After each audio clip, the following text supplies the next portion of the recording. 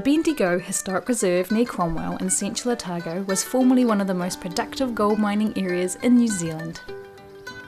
In 1862, a party of miners discovered payable amounts of gold in a creek north of Cromwell. These miners had recently arrived from Australia, so they named the creek and the settlement that quickly developed around it Bendigo, after the famously rich Australian goldfields town. A couple of years later, an English-born miner, Thomas Logan, arrived from Australia and found work with mining syndicates near Bendigo. While working for low wages, he became determined to try and find the source of gold in the area. After months of prospecting high into the hills, his persistence paid off when he found a well-defined gold-bearing quartz reef. Local legends suggest that Logan didn't have the money to buy the necessary equipment, so he was forced to take employment with the Dunedin syndicate that had set up near his discovery. The story goes that when Logan fell out with his managers, he deliberately put them onto non-gold-bearing ground and forced the business to close, while all the while saving the quartz reef for himself. Whatever the truth, by 1868 Logan had teamed up with two miners and a wealthy Cromwell hotel owner and was finally able to finance the equipment required.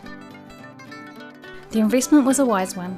From 1869 to 1876, the syndicate recovered 140,000 ounces of gold.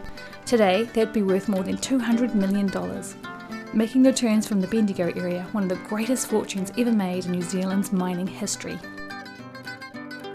Settlements sprang up in the hills above Bendigo, first at Logantown, named after Thomas Logan, and then further up the hill at Welshtown.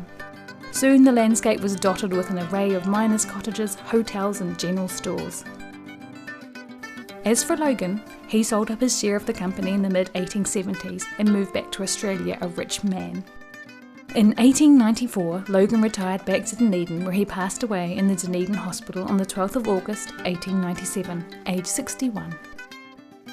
Mining at Bendigo, Logantown and Welshtown continued into the early 20th century, but diminishing returns led to a gradual abandonment of the settlements. In recent years, the Department of Conservation, New Zealand Historic Places Trust, Otago Polytechnic and Otago Goldfields Heritage Trust have undertaken work to stabilise the ruins and make the site safe for visitors. Today, the Bendigo area is famous for high-quality fine wool and successful vineyard operations. It is also blessed with a rich historic landscape that should be a must-visit for anyone passing through the area.